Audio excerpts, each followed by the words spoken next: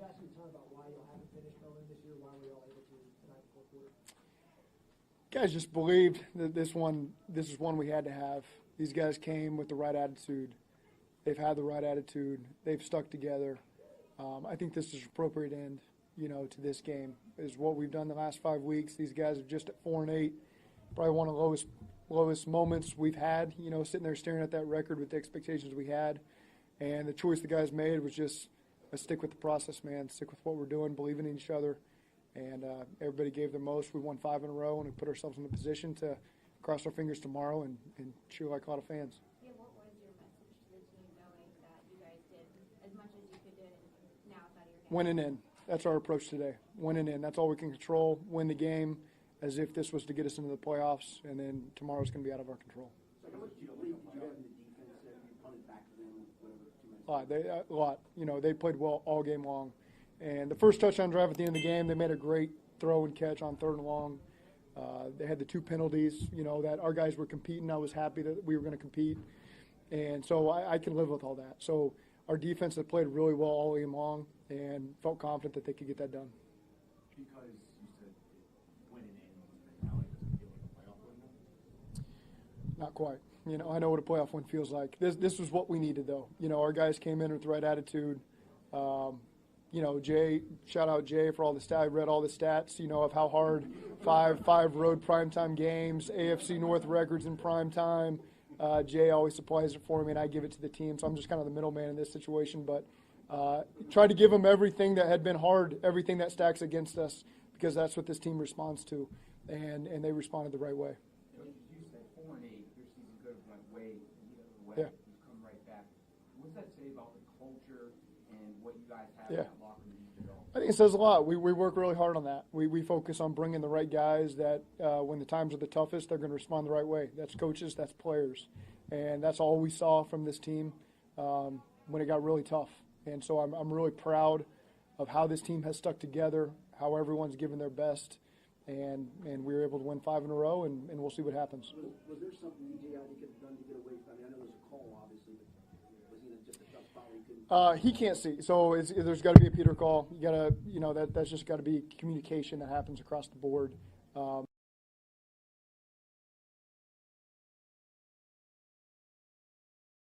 The way it shook out, there's really nothing he could have done differently there. Do you feel like you can't win this game without Trey Hendricks having his performance tonight?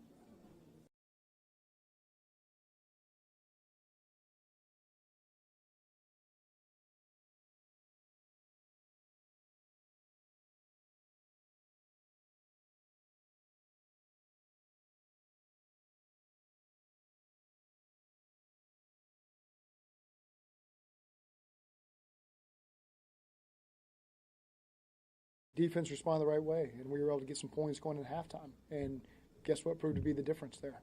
Just that chain of events. And that's kind of all season long, these games that did not go our way, it was those moments, not just at the end of the game, but in the second quarter and the third quarter where we didn't do enough to put ourselves in front with the command and the lead. And that's one of those moments today that we capitalized on. How much, Zach, did you think you guys relied on that character that you built over the last 4 weeks? I mean, there's just look around the league. I mean, it's hard, man, and it's you got to trust the locker room. That they're handling everybody the right way, and I know it because I see it in the meetings and I see it at practice. So there was never a sense of doubt in my mind of how this team would respond at any moment in this season, whatever our record was. 4-8's the one that stands out the most. But I didn't sit in my office worried at night, how is this team going to respond? I knew how they'd respond because I'd seen it. And we all saw the results that had happened during the season. We all knew that it's kind of one of those years, man, where just some of those games didn't go our way, and those are things that we can certainly control. But, again, I just can't state enough how proud I am of everybody that's involved in this Bengals organization and the way that they've stuck together, and we finished with 5 in a row. What's the biggest difference in the defense tonight between the first time you played? I mean, I'm just proud of the way those guys played, man. They were tight in coverage. They really competed. They did a good job in the run game. I mean, I don't know how many yards they had going into that fourth quarter, but it probably wasn't a lot. And it was just these guys just responded and put them in some tough spots where they had to convert some third downs, and our guys stepped up and made some plays, and just really proud of the effort by all those guys. You got a big game for Mims coming out. Cody get hurt, which was probably the worst case scenario. and from Mims, what do you get? He stepped up, man. He stepped up, and I know he's got a lot of pain, and proud of him going in there and delivering, and proud of Cody. Cody Ford's not a guy that we talk enough about.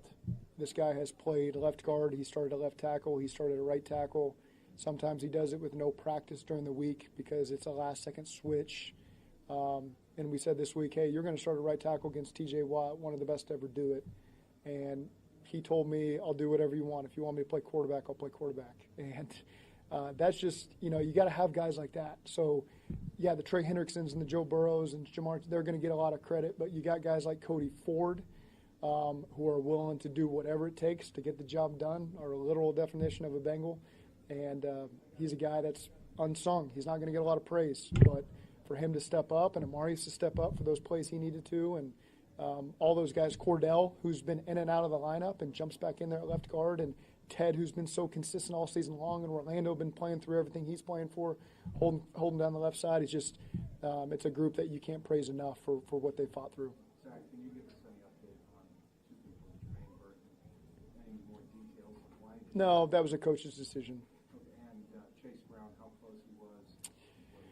He was hopeful. We really didn't push it till today, and it didn't look. We did a couple of warm-up things, and you could tell he couldn't go, and he knew it. So he was trying to do everything he could. He wanted so badly to be out there to help the team, but a high ankle coming off of 5-6 days, that's tough. Deep down we knew it, but we wanted to give him a chance, and it just wasn't the right thing to do. What do you think this team's capable of if they are able to make the postseason? They're capable of everything. They're not going to want us into this tournament, I promise you. How much is it going to be weird if you root for Kansas City as much as you root for Kansas City more? I'm rooting against the Broncos and rooting against the Dolphins. I think that's how I'm looking at it. What do you think this next 12, 18 hours is going to be like for you? We got to get to work. I mean, coaching staff, we got to prepare for Buffalo. At least we know who we'd be playing.